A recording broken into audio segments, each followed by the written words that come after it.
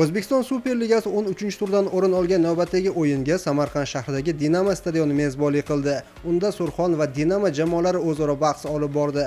Aslida ushbu o'yin Termizda o'tkazilishi kerak edi, ammo Surxon Arena o'yinlarni qabul qilishga tayyor emasligi sabab mezbonlik Dinamoga berildi. Shuningdek, mazkur o'yin ustoz va shogird mutaxassislar Vadim Abramov hamda Anvar G'ofurovning o'zaro raqobati edi. Unda tajribali murabbiy g'alaba qozonib ketdi. O'yinni mezbonlar faol boshlab, tezkor gol urishdi. Haris Haydarovichning pasidan so'ng Anvar Hojimirzayev to'p bilan jarima maydoniga kirib bordi va 2-daqiqadayoq hisobni ochdi. Gol o'tkazib yuborgach, Surxon vakillari tashabbusni qo'lga olishdi. Termiz klubi bir necha xavfli hujumlar ham tashkil etdi, ammo Anvar G'ofurov shogirdlari raqib jarima maydoniga kirib borishda muammolarga duch kelishdi. 61-daqiqada Dinamo vakili Amadu Dumbe qo'pollik uchun maydondan chetlatildi. Maydonda 10 kishi bo'lib qolgan mezbonlar himoyada o'ynab, qarshi hujumlarga e'tibor qaratishdi. Bu 77-daqiqada samara keltirdi. Oybek O'rmonjonovning pasidan so'ng darvozabon qo'pol xatoga yo'l qo'ydi. Anvarjon Hojimirzayev esa qulay imkoniyatdan gol urdi. O'yinning so'nggi daqiqalarida Surxon vakillari bitta javob to'pini kiritishdi. Mo'yin Sherbotayevning zarbasidan so'ng to'p darvozabonga tegib, to'rga borib tushdi.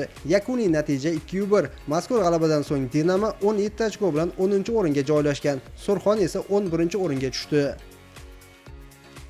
Futbol bo'yicha Superliganing 13-tur bahslari ham ortda qoldi. So'nggi kunda ikkita bellashuv bo'lib o'tdi. Ularning birida Timur Kapadze boshqaruvidagi Navbahor Navoiyning Qizilqum jamoasi bilan ro'baro keldi. Toshkentdagi Olimpiya stadionida bo'lib o'tgan uchrashuvda durang hisobi qayd etildi. Bellashuv borasida to'xtaladigan bo'lsak, ilk daqiqalardanoq ustunlikni o'z qo'liga olishga intilgan lochinlar navoiyliklar darvozasi oldida xavfli vaziyatlarni yuzaga keltira boshlashdi.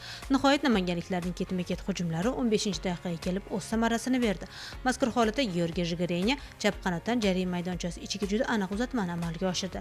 Dilshod Komilov esa raqib himoyachilarini ortda qoldirgan holda bosh bilan to'pni darvozaga yo'lladi va hisobni ochdi. Biroq nominal mezbonlarning quvonchi uzoqqa cho'zilmadi.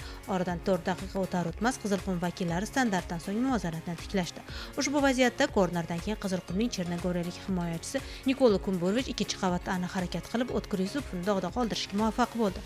Shundan keyin navoiyliklar ketma-ket xavfli hujumlar uyushtirishdi. Dastlab Luka Ratkovichning urinishi yo'liga Navbahor himoyachisi to'g'anoq bo'ldi. Qaytgan to'pga esa Jambuli Jigaru juda xavfli zarba yo'lladi, ammo to'p darvoza ustunining yonginasidan o'tib ketdi. Tanaffus oldidan vodiyliklar hujumchisi Husayn Norshayev chap oyoqda darvozaning uzoq burchagini aniq mo'ljalga oldi.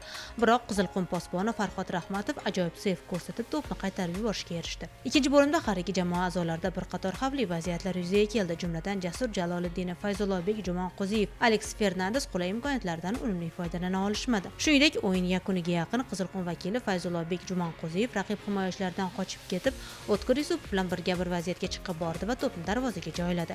Biroq yon hakam ofsayd borligini ma'lum qildi va shu sababli gol inobatga olinmadi. Natijada durang hisobi asosiy vaqt nihoyasiga qadar boshqa o'zgarmadi. Shu tariqa 13-turdan keyin musobaqa jadvalida Neftchi 34 ochko bilan yetakchilikni davom ettirmoqda. Ikkinchi o'rindagi Paxtakorda 20 ochko mavjud. Kuchli uchlikni 23 ochkoga ega Buxoro yakunlab beradi. Outsiderlar qatoridan So'g'diyona, Mashal va Qo'qon 1912 klublari o'rin olishgan. Eslatib o'tamiz, 14-tur o'yinlari 26-30 kunlari bo'lib o'tadi va unda Superliga muxlislari Bunyodkor Paxtakor, Andijon Buxoro, OKMK Mashal, Lokomotiv So'g'diyona, Nasaf, Qizilqum, Xorazm, Surxon, Neftchi, Navbahor hamda Dinamo Qo'qon 1912 jamoalari o'rtasidagi uchrashuvlarga guvoh bo'lishadi. Futbol bo'yicha Pro Liganing 11-tur o'yinlari ham boshlandi. Dastlabki bahs Bekoboddagi Metallurg stadionida bo'lib o'tdi va unda G'azalkent mezbon sifatida Metallurg bilan ro'baro keldi. Qizg'in kurashlar ostida kechgan qarama-qarshilikda Zayniddin Tojiyev shogirdlari 3-2 natijasida zafar quchishdi. Avvaliga birinchi bo'limning 6-daqiqasida Bekobodliklar legioneri Vladimir Bobanya jamoadoshlarining faol harakatlarini ijobiy yakunlab hisobni ochdi. Bosimni oshirgan mehmonlar taym o'rtalari kelib oradagi farqni ikkiga oshirishdi. Mazkur holatda Navrozbek Iminjonov o'ng qanotdan yetkazib berilgan to'pga boshi bilan zarba yo'lida 2-0. Tanaffusdan keyin esa bosh murabbiydan kerakli ko'rsatmalarni tinglagan G'azalkent futbolchilari birin-ketin Suhrobjon Sultonov darvozasini ishg'ol etishdi. Aniqrog'i Abdurahmon Abdullayev 3 bora tajribali posbonni ranjitishga muvaffaq bo'ldi. Dastlab forvard 46-daqiqada himoyadagi xatoni munosib jazolab hisobni qisqartirdi. Biroz o'tib esa 16-raqamli egasi jamoadoshining assistligidan keyin ikkinchi qavatda aniq harakat qilib muvozanatni tikladi. Taym o'rtalariga kelib esa 20 yoshli hujumchi ajoyib tarzda Sultonovni dog'da qoldirib qaytdirib erishdi. Shu tariqa Abdurahmon Abdullayevning benefisiga aylangan uchrashuvda G'azalkent tajribali futbolchilarga ega Metallurgdan ustun keldi. Qo'shimcha ma'lumot o'rnida 11-tur o'yinlari 25-iyulga qadar davom etadi.